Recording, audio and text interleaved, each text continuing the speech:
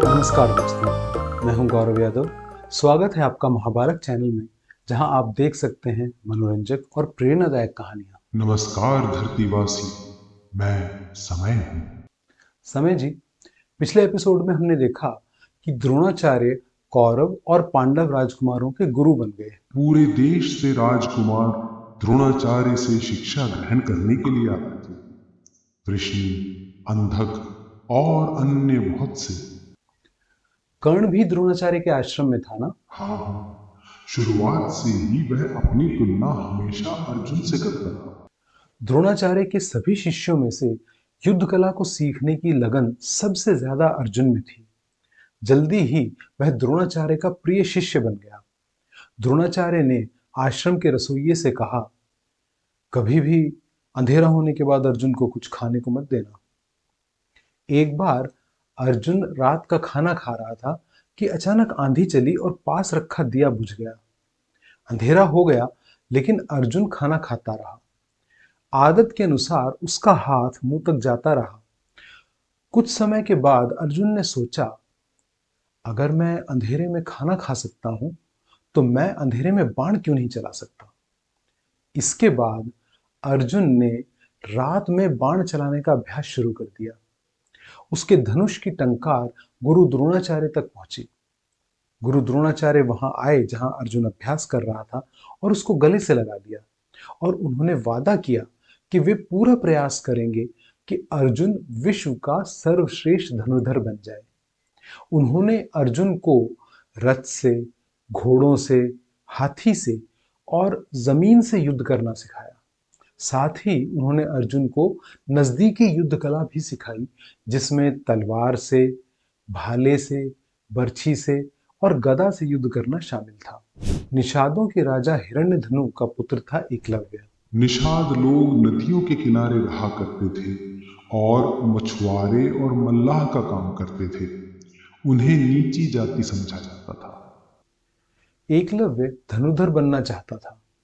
वह गुरु द्रोणाचार्य के पास आया और निवेदन किया कि वे उसे अपना शिष्य स्वीकार कर लें, लेकिन उसकी नीची जाति की वजह से द्रोणाचार्य ने मना कर दिया। उन दिनों लोग हर चीज को जाति की नजर से देखते थे। यह गलत था।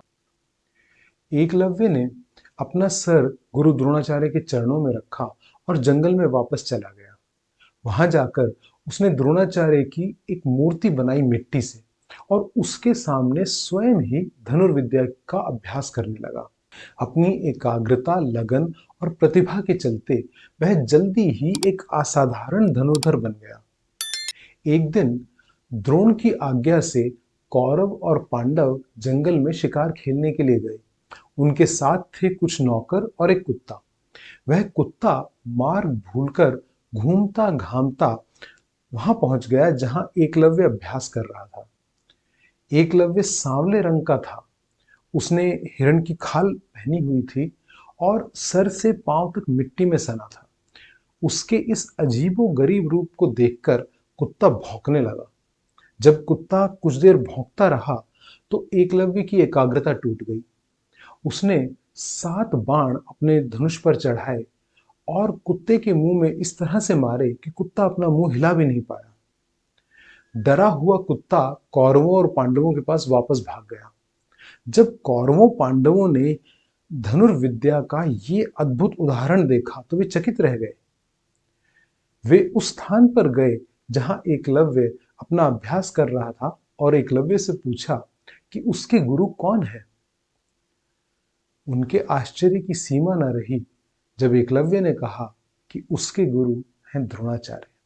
अर्जुन सीधा द्रोणाचार्य के पास गया और कहा, आपने स्नेहपूर्वक मुझे वचन दिया था कि आप मुझे विश्व का सर्वश्रेष्ठ धनुर्धर बनाएंगे।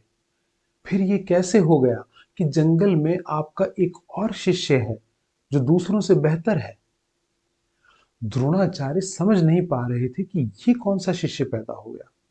वे अर्जुन के साथ उस स्थान पर गए और देखा उस निषाद युवक को जो हिरण की खाल में ढका हुआ था, ऊपर से नीचे तक मिट्टी में सना था और बाण पर बाण चलाया जा रहा था।